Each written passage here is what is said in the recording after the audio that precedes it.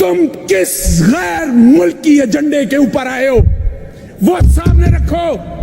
तारीख जब लिखी जाएगी तुम्हें नंगा करेगी कि पाकिस्तान सही सिमत में जा रहा था और तुम लोगों ने एक बैरूनी साजिश के जरिए पाकिस्तान को दोबारा से कशकोल उठाने वाला मुल्क बना कर रख दिया है। पाकिस्तान की गरीब आवाम का नहीं सोचा, तुमने सिर्फ सोचा है अपनी औलादों का सोचा है, अपनी करप्शन की कमाई का सोचा है, अपनी मनी लॉन्ड्रिंग का सोचा है, अपने केसेस का सोचा है।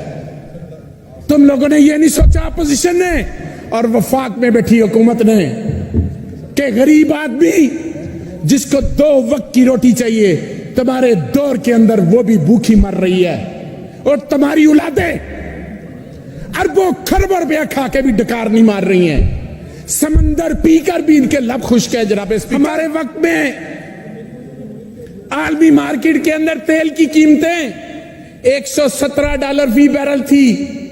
इमरान खान ने पेट्रोल की कीमत ₹150 रखी, डीजल की कीमत 145 रखी। आज दुनिया के अंदर तेल की कीमत $74 फी बैरल है और पाकिस्तान के अंदर डीजल और तेल की कीमतें ₹250। क्या ये अवाम का रिलीफ दे रहे हो? के अंदर पॉलिटिकल स्टेबिलिटी नहीं होने देना चाहते। ये एक फॉरेन एजेंडा है। जनाब स्पीकर आज मेरी बात लिख लें, मैं भी एक सियासी वर्कर हूं। मैं समझता हूं कि मेरे मुल्क को जिस तरफ लेके जाया जा रहा है, आज इस्लामाबाद के अंदर धमाका हुआ है, बन्नू के अंदर क्या हालात हो गए, केपीके के अंदर, यह बैरूनी एजेंडा है। आज हमें समझने की जरूरत है कि वफाकी हुकूमत कठपुतली है, अवाम की नुमाइंदा नहीं है, यह अमरीकी नवाज हुकूमत है।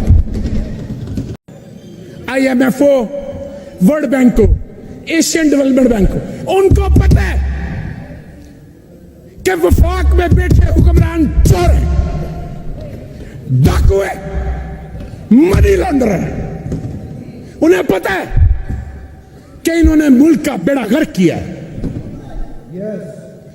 उन अदारों को पता है, उन मुल्कों को पता है। आज ये केस माफ करवा के समझते कि नहा धो के आगे और फिर ये अवाम का इसी तरह खून चूसेंगे, ये शब खून मारेंगे। इन्हें शब खून मारने की पुरानी आदत है। इन दो खानदानों ने मुल्क का बेड़ा गर्क किया है। 85 से लेकर सन 2000 तक जनाब स्पीकर, और उसके बाद 8 से लेकर 18 तक इन्होंने इस मुल्क की दौलत लूटी है। इस मुल्क को इस नहज पर ले आए हैं कि ये कहां से खुद शुरू हुए और मुल्क कहां था। मुल्क नीचे आता गया, इनकी जाती दौलत ऊपर जाती रही। इनका जीना मरना इस मुल्क में नहीं है, इनका इलाज बाहर है, इनकी जायदाद बाहर है, इनकी औलादें बाहर है, इनका खाना पीना बाहर है, इनकी शॉपिंग बाहर है। हमारे ऊपर अगर आजादी की कीमत देके इस तरह की आजादी लेनी थी तो वो बेहतर थी।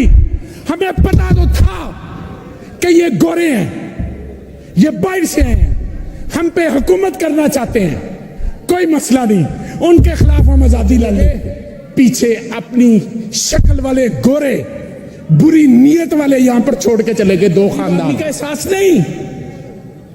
क्या कौमी असेंबली के अंदर नैब की जितनी भी अमेंडमेंट थी, क्या इन्होंने ये अमेंडमेंट की कि गरीब आदमी मुश्किल में है उसके लिए करते हैं, उसके लिए कोई तरमीम करते हैं कि उसको रिलीफ किस तरह से मिलेगा। गुनाह बख्शवाने के लिए नैब की तरमीम की है, FIA के अफसरों को फारिग कर दिया है, कई दुनिया में नहीं रहे, कईयों को दुनिया से बेगा दिया। काबिल थे, तुम तो बहुत कुछ कहते थे कि हमारे पास बड़ी तजर्बाकार टीम है और तुम्हारी तजर्बाकार टीम ने अवाम की हड्डियों से गूदा तक निकाल के बाहर रख दिया है, हड्डियां तक पीस दी हैं, अवाम की 2 वक्त की रोटी छीन ली है।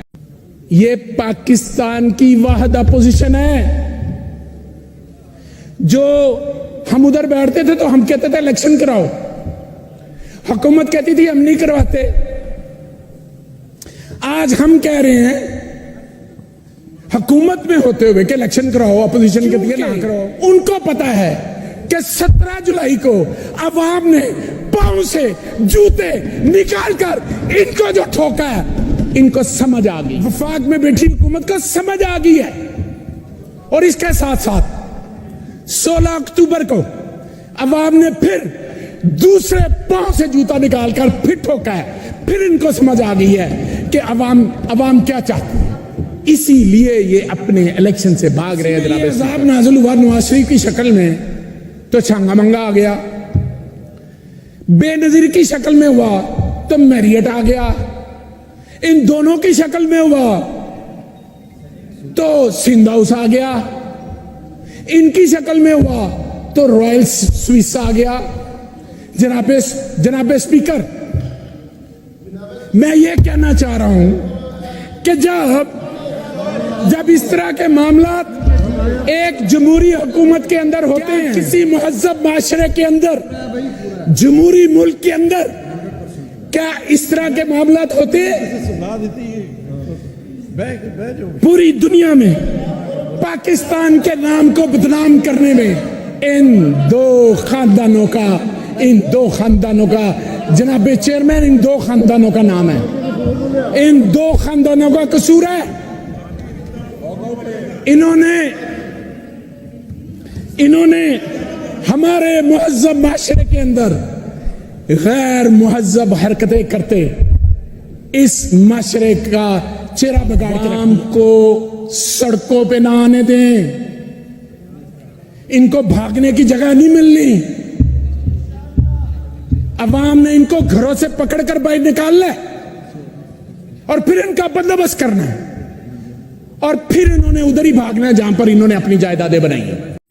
रात चीफ सेक्रेटरी के साथ जो कुछ हुआ है वो सामने लाया जाए कि उससे किस तरह साइन करवाए गए हैं, कौन उसके पास गया था साइन करवाने के लिए, किसने चीफ सेक्रेटरी के साथ क्या किया है, यह सामने लाया जाए। अवाम को पता चले कि उनके वोटों को किस तरह से उसके तकद्दुस को पमाल किया जाता है, मजरू किया जाता है। क्या आप समझते हैं अगर आपने इस मुल्क में अमनियत रखनी है तो बिस्मिल्लाह ऐलान करें कि मुल्क अमनियत की तरफ जा रहा है। अगर आपने इस मुल्क के अंदर जमहूरियत रखनी है तो फिर जमहूरी इक़्तिदार की आपको कदर करना पड़ेगी, आइन के आगे आपको सरेंडर करना पड़ेगा अपने आप को। अगर आप अपने आप को आइन के आगे सरेंडर नहीं करते तो इसका मतलब है कि आप आइन से बालातर हैं। मेरा सवाल है कि क्या अपोजिशन इस हद तक चली गई, इनको अवाम के हालात का नहीं पता।